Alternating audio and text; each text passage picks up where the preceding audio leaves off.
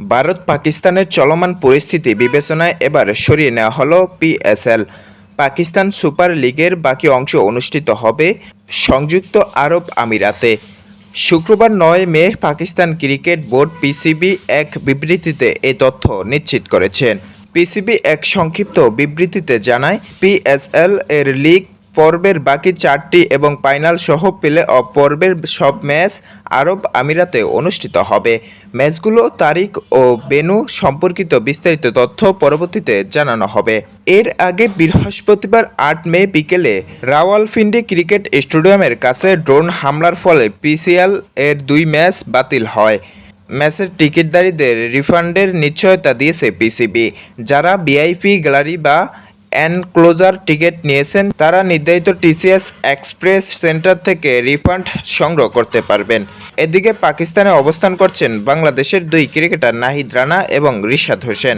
এর মধ্যে নাহিদ পেশল জালিম এবং রিশাদ লাহোর কালারন্দর্স হয়ে খেলছেন। পাকিস্তানের নিরাপত্তার শঙ্কায় তাদের দেশে ফেরানোর কথা বলেছিল বিসিবি, তবে এখন টুর্নামেন্ট সরিয়ে নেওয়ায় তাদের খেলার সম্ভাবনা রয়েছে।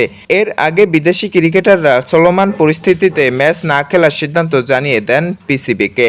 পিএসএল-এর 6 দলের প্রায় 40 জন বিদেশি ক্রিকেটার এবার অংশ নিয়েছেন। Saiful Islam Sunny, news desk.